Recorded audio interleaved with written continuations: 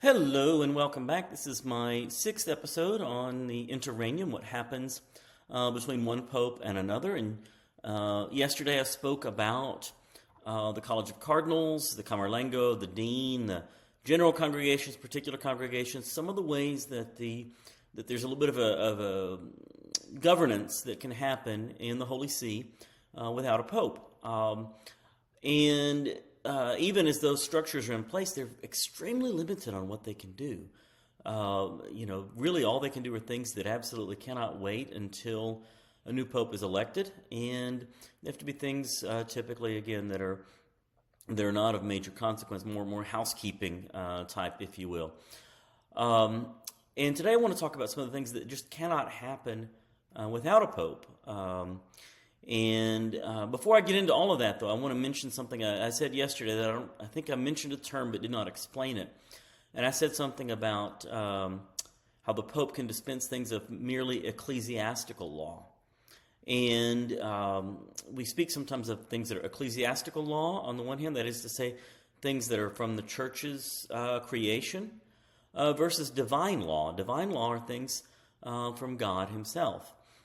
And again, law here doesn't have to mean in the sense of, say, crime and punishment or something of those sorts, but law can be even the way things are organized, the way things come about. And so, for example, one area of divine law is that we use water for baptism, or that we use bread and wine for the Eucharist. These are things that we see Jesus himself establishing. He establishes the Eucharist at the Last Supper. He is baptized in water himself. He tells his apostles to go forth and baptize in the name of the Father, and of the Son, and of the Holy Spirit.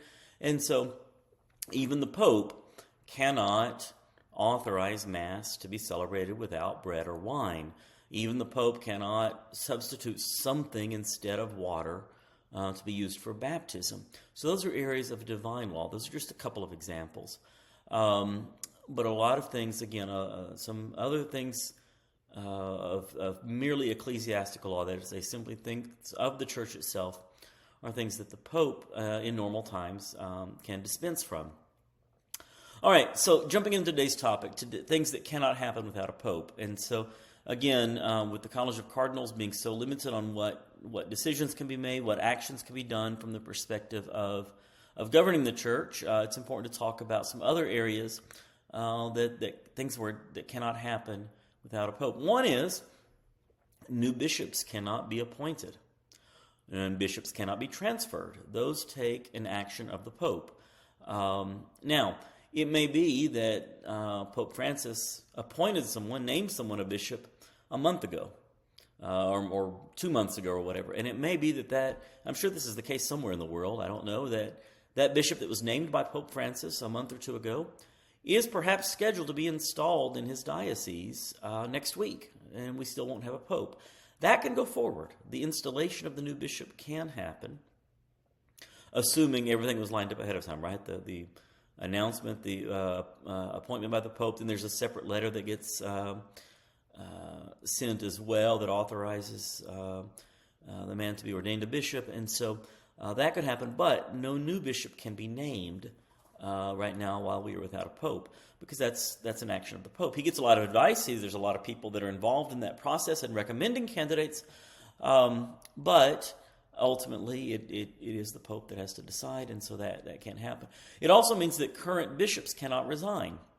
You may know that when a bishop turns 75 years old, he is required to submit his resignation letter. But that doesn't mean he begins his retirement the day after his 75th birthday. No, in fact, he sends it in, and he has to wait for the Pope to accept his resignation. And sometimes that can happen quickly. Sometimes it's several months or more than a year. Sometimes the Pope will specifically say, especially to a bishop in a large diocese who the Pope thinks is doing well and is content with what he's doing, the Pope may ask him to stay on until he's 80 years old or something.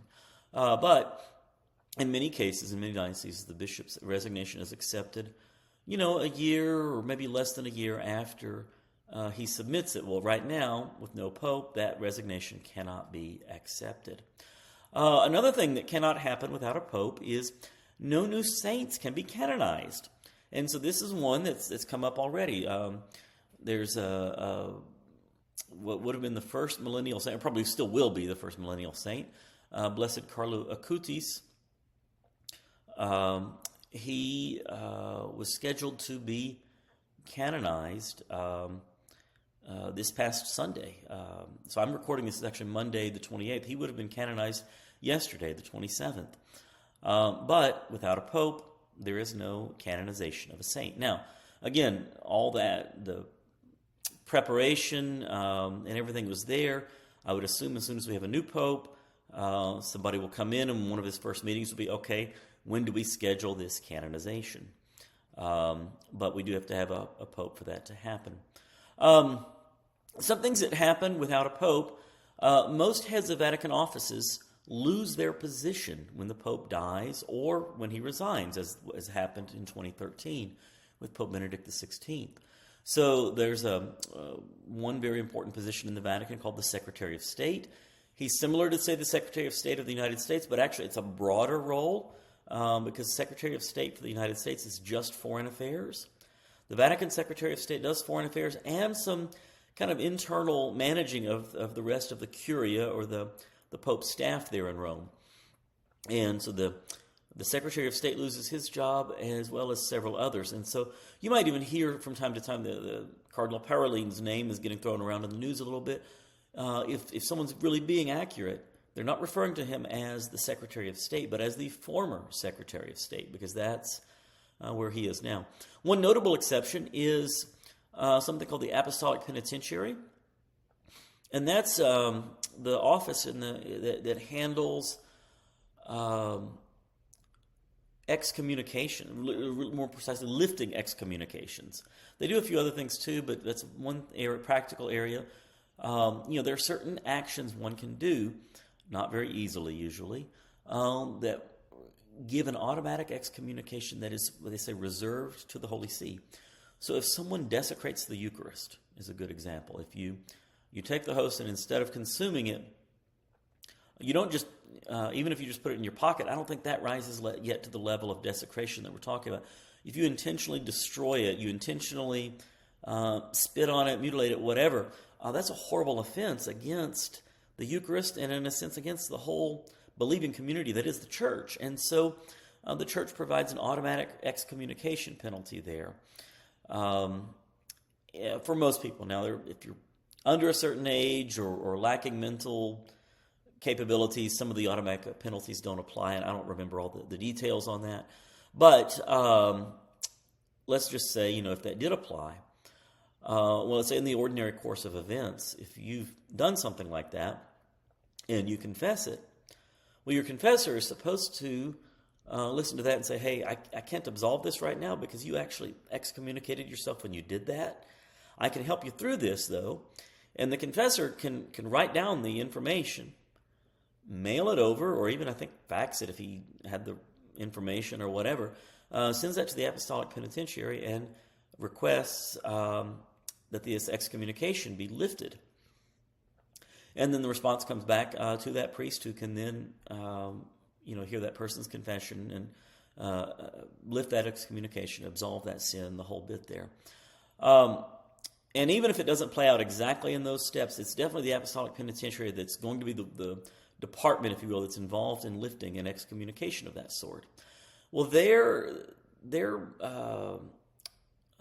ability to function continues on even without a pope because, sin continues on even without a pope, and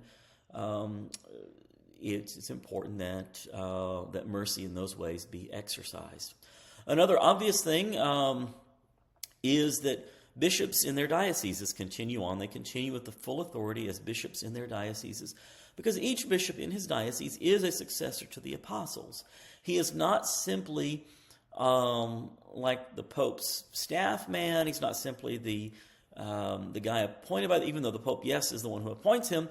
But once he's in office, once he's in place, he is truly a successor to the apostles. That is really part of who he is, part of his identity. And so he continues on in office. Now, those heads of the dicasteries or Vatican departments, they're different because those Vatican departments in a sense, they're staff people to the Pope himself. They're staff people to the successor of Peter, rather than being, again, the chief shepherd of a part of God's flock here on earth, as a diocesan bishop would be. So again, just looking at all these things, we're talking about things today that cannot happen without a pope.